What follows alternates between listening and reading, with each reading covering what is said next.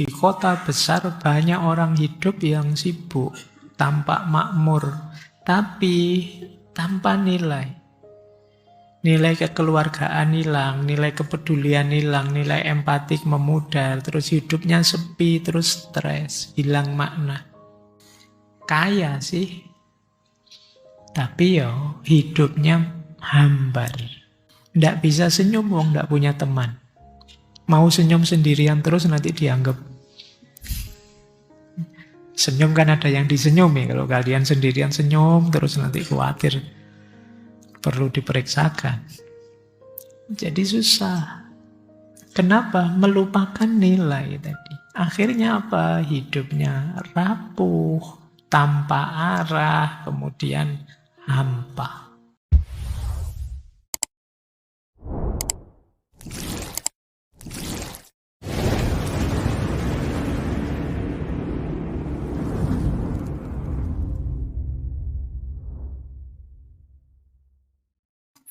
Assalamualaikum warahmatullahi wabarakatuh.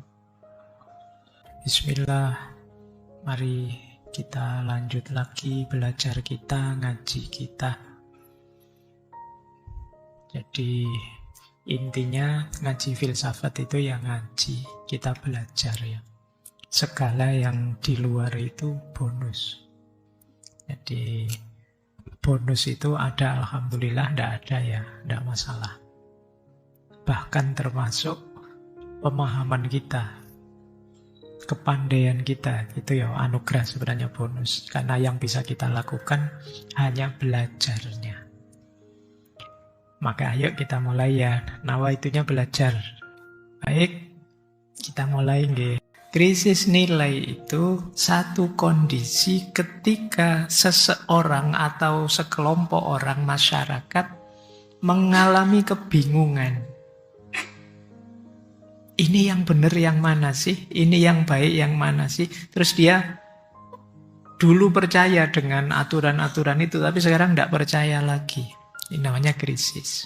Dulu dianggap benar, penting, mulia, tapi sekarang kita pertanyakan, apa iya? Itu berarti mulai krisis. Dulu kita yakin sekali negara kita ini demokrasi. Terus kita bertanya, demokrasi beneran enggak sih Indonesia itu? Nah, ini berarti mulai krisis.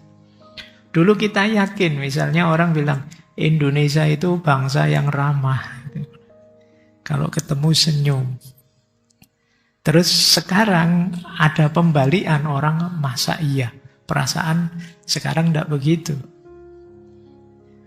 Apa bangsa kita masih ramah ya? Buktinya ya tiap hari ngamuk terus, tawuran terus misalnya.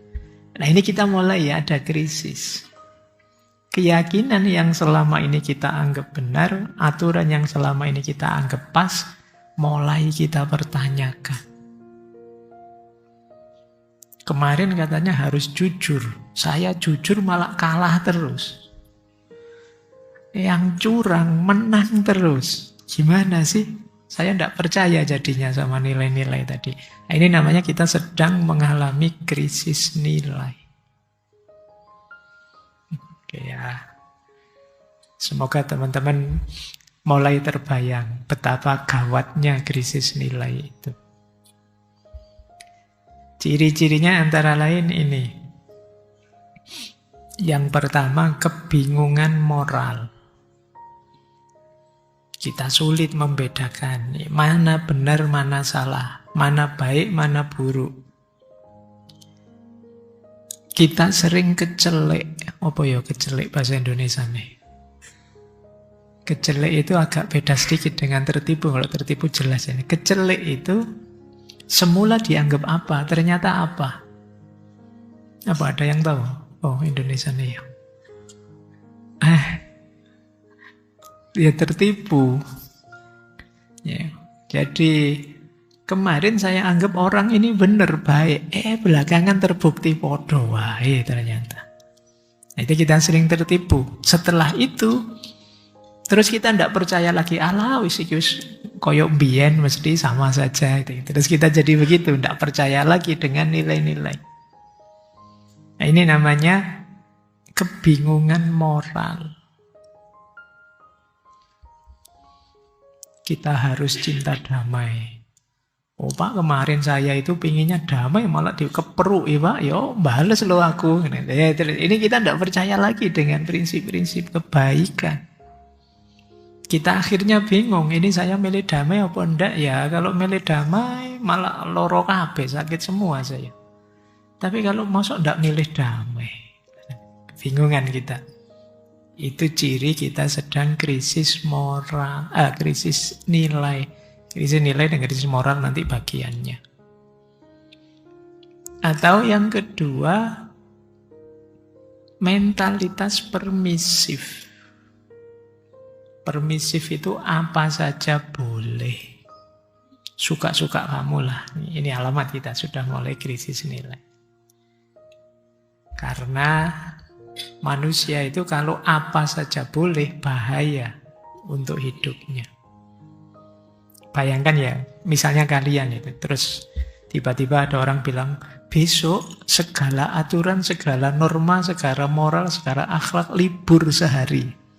Misalnya loh, mungkin malaikat Jibril datang ke wahyu, terus libur sehari. Saya yakin dunia ini langsung kiamat. Kamu suka-suka kamu sudah, wah habis ini. Nanti masjid ini karpet-karpet hilang kabeh. Jadi itu bahayanya permisif. Permisif itu mental yang apa saja boleh. Asal kamu suka. Asal tidak ganggu orang. Jadi biasanya ada tambahannya itu sih. Bisa dibayangkan kalau kita apa saja boleh. Wong manusia itu campurannya kan ada nafsunya, ada daya trik syaitoniahnya, ada egoisnya, ingin enaknya sendiri, senangnya sendiri. Kalau di-los dengan rumus apa saja boleh asal tidak ganggu orang, wong manusia itu kadang menyakiti dirinya saja rela kok, menyusahkan dirinya juga rela demi senang-senang. Kalian kalau nyekrol HP sampai jam-jaman itu kan menyakiti dirimu sebenarnya. Menyakiti matamu, menyakiti mungkin punggungmu yang kamu pakai berbaring saja. Tapi kamu rela. Demi apa? Demi senang-senang. Jadi, ya apa iya sih kita harus permisif? Tapi kalau benar di sekitarmu banyak orang permisif, alah terlalu banyak aturan, alah agama lagi, moral lagi, bikin ruwet saja. Jalan saja lah, asal kita tidak saling ganggu. Mental permisif. Hati-hati, berarti kita ada di situasi krisis nilai. Terus, krisis nilai juga banyak terjadi biasanya ketika ada konflik antar generasi. Orang tua sama anak muda, ini kalian ngalami sendirilah ya sama orang tuamu masing-masing itu kan sering merasa iki gimana toh bapak ini, gimana toh ibu ini, maksud enggak ngerti deh. Ayo kamu maksa mereka mengerti. Orang tuamu juga begitu, gimana toh anak-anak ini, masa enggak tahu harusnya kan begini. Semua dengan keharusannya masing-masing, terus konflik antar nilai. Hari ini kan banyak orang ngeritik kalian, generasimu, generasi Z. Gen Z. Gen Z saja ya, jangan Gen Z. Yo, kalau Gen Z kan hanya diperlukan waktu listrik mati. Jadi Gen Z itu dituduh bahwa kalian itu rapuh, kalian itu lemah, macam-macam tuduhan pada kalian. Yang nuduh angkatan saya. Ya, loh. Tapi jangan dikira saya juga tidak dibegituin sama orang tua saya. Dulu mesti sama orang tua, alah kamu kok males, kamu kok sama saja. Itu pasti ada namanya, kalau sosiologi itu ada generation gap. Cara berpikir yang tua dengan cara berpikir yang muda itu berbeda. Ini yang kemudian rentan konflik. Kalau konflik terus-menerus, terjadi krisis nilai. Kita jadi kebingungan. Ini yang benar siapa sih? Apa yang tua dengan nilai-nilai lamanya, atau yang muda yang sok tahu dengan nilai-nilai barunya? Ini konflik antar generasi. Jadi, ya sebenarnya sejak zaman dulu orang tua itu mesti memarahi anaknya. Karena ada gap tadi. Jarak mindset tidak hanya sekarang, tidak hanya di generasimu, di generasi saya juga, di generasi bapak saya, mungkin sama simbah saya juga begitu. Baik, mulai generasi 4-5-an itu kan, kamu Gen Z nanti berhadapan dengan generasi atasmu yang milenial, berhadapan terus sampai generasi kolonial, sampai generasi ke belakang. Selalu terjadi generation gap. Oke, mungkin kalian heran ya. Dosen-dosenmu marah-marah. Kenapa kok ChatGPT? Kamu kan mikirnya, gimana sih? Kan ada fasilitas teknologi. Kenapa tidak dimanfaatkan? Ya salahnya dosennya ngasih tugas yang gampang. Kamu kan bisa begitu.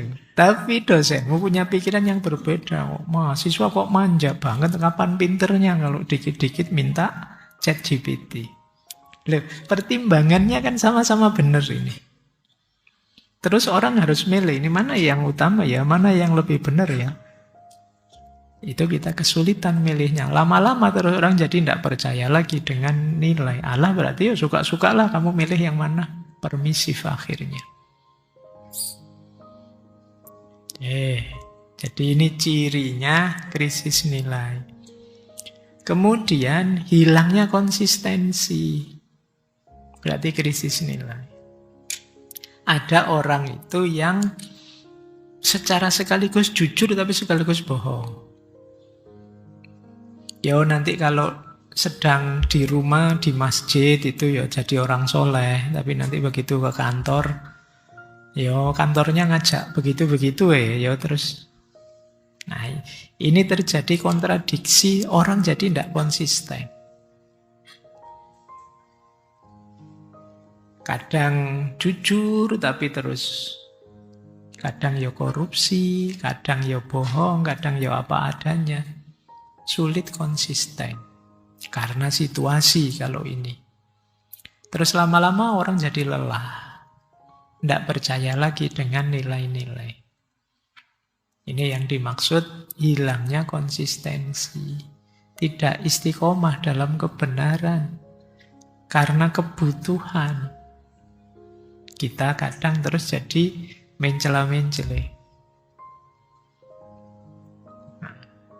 Kita tidak berani bilang kalau ada yang tanya, kita itu harus sepenuhnya jujur enggak? Ya enggak juga sih, kan nanti ada namanya kejujuran kebohongan putih itu gayamu ada. Rumusnya tadi macam-macam, ada bohong putih, ada bohong hitam misalnya. Ini sebenarnya dalih kita ketika tidak bisa istiqomah dalam nilai. Karena banyak orang mencela-mencela, terus orang jadi tidak percaya lagi dengan nilai Allah, itu gayanya kayak gitu, besok korupsi mesti. Oh benar toh? Nah, kita terus jadi tidak percaya lagi dengan nilai. Terus pragmatis ekstrim. Pragmatis ekstrim itu nilai dipegang kalau menguntungkan. Kalau enggak ya enggak. Jadi kalau bisa cuan ya ayo nilai. Tapi kalau enggak untung tidak. Ini pragmatis namanya. Jujur, kalau kamu jujur nanti banyak orang senang kamu loh. Kalau orang sudah senang kamu, saatnya kamu ngambil keuntungan dari mereka. Oke, saya tak jujur. Ini pragmatis namanya. Bukan karena dia memang kepingin jujur, tapi mencari keuntungan dari kejujuran itu. Ini situasi krisis nilai kalau sudah begini.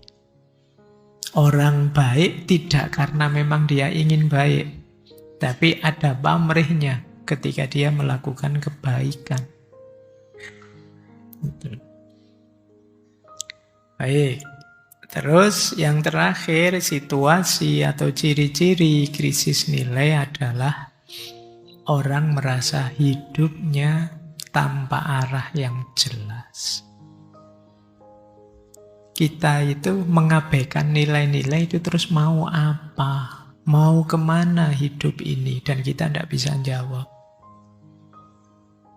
Sampean itu loh, korupsi sebesar itu, pingin apa? Apa yang kita inginkan? Dan kita tidak bisa jawab sudah. Wahai mahasiswa, kamu nyontek seagresif itu. Tujuanmu apa? Pingin pinter? Pingin nilai tinggi? Pingin apa sih? Apa nyaman hidupmu nilai tinggi dengan cara curang misalnya? Sama pada yang korupsi, apa tenang hidupmu? Bisa kamu nikmati uang korupsimu sebesar itu? Nah, ini pertanyaan-pertanyaan tentang arah. Jadi di era krisis nilai nanti akan lahir banyak kehampaan spiritual. Nanti kita bahas di belakang. Baik, kita lanjutkan ya. Ini contoh gambaran krisis nilai di level individu. Tadi saya baca buku ada kalimat menarik. Krisis nilai itu diibaratkan 3 hal. Yang pertama, ibarat rumah tanpa fondasi. Hasilnya apa? Rapuh. Contohnya, rumah tanpa fondasi itu yang rapuh tadi. Kalian bisa bayangkan ya, rumah yang fondasinya tidak bagus. Ambruk, kayak kemarin pesantren itu ya. Semoga kita ikut prihatin yang ada pesantren ambruk kemarin.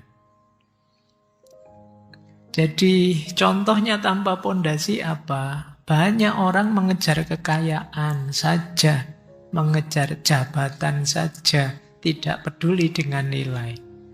Terus ada korupsinya, ada nyogoknya, dan lain sebagainya. Dari luar dia kelihatan sukses, tapi sebenarnya fondasinya rapuh. Seperti rumah tadi, kegoyang sedikit saja akan runtuh. Dari orang di posisi paling tinggi bisa sampai di posisi paling rendah. Kenapa? Ya dia tidak ada fondasi nilainya. Jangan dikira kamu senang melakukan itu.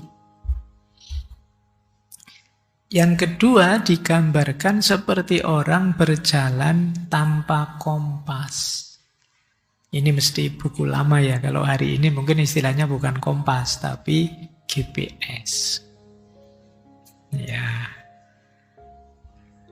Ya orang berjalan tanpa kompas ya kebingungan milih arah. Akhirnya salah jalan. Di situ dicontohkan hari ini misalnya media sosial menawarkan jalan cepat untuk populer. Tanpa kompas nilai, tanpa nilai. Akhirnya apa ya terus aneh-aneh. Yang negatif-negatif. Jadi biar cepat viral gampang. Kamu buka baju saja misalnya yang laki-laki sampai joget-joget viral kamu besok. Tapi kan ya masa itu. Ada banyak jalan untuk terkenal, tapi begitu tanpa fondasi nilai, ya kita kayak orang berjalan tanpa kompas. Akhirnya isinya pamer, hedon, nyari yang aneh-aneh biar terkenal. Jadi selain rapuh, kita hilang arah. Yang ketiga, hampa. Contohnya di situ, di kota besar banyak orang hidup yang sibuk, tampak makmur, tapi tanpa nilai. Nilai kekeluargaan hilang, nilai kepedulian hilang, nilai empatik memudar, terus hidupnya sepi, terus stres, hilang makna. Kaya sih, Tapi hidupnya hambar. Tidak bisa senyum, wong tidak punya teman. Mau senyum sendirian terus nanti dianggap. Senyum kan ada yang disenyumi. Kalau kalian sendirian senyum terus nanti khawatir. Perlu diperiksakan. Jadi susah. Kenapa? Melupakan nilai tadi. Akhirnya apa? Hidupnya rapuh, tanpa arah, kemudian hampa. Coba sekali-sekali nanti teman-teman merenung ya, kalau Pak saya kok sering merasa hampa ya Pak. Goyang terus, tidak bisa stabil. Coba dicek, jangan-jangan ada nilai-nilai yang kalian tinggalkan. Jangankan yang nilai-nilai besar, kadang nilai-nilai kecil, hal-hal yang mungkin rutinitas kita saja yang kita tinggalkan padahal itu baik. Dulu waktu kecil rajin ngaji, setiap hari minimal habis maghrib ngaji. Sekarang rajin nyetatus. Terus kalian merasa hampa sendiri. Kalau dengerin orang ngaji, baca selawat kalian, ya Allah saya kok begini ya. Kalian merasa begitu. Kemungkinan ada nilai yang kalian bypass, kalian sisihkan. Membuat kalian kebingungan sendiri. Baik, kalau ini individual. Kalau di level sosial banyak. Keadilan misalnya. Kalian sering mengeluhkan ini bahan demo tadi ya. Hukum yang tajam ke bawah tapi tumpul ke atas. Itu berarti krisis kita. Nilai apa? Nilai keadilan. Ciri-ciri masyarakat akan runtuh. Kalau kata Ibnu Khaldun. Jangan santai-santai dengan fenomena hukum yang tajam ke bawah tumpul ke atas.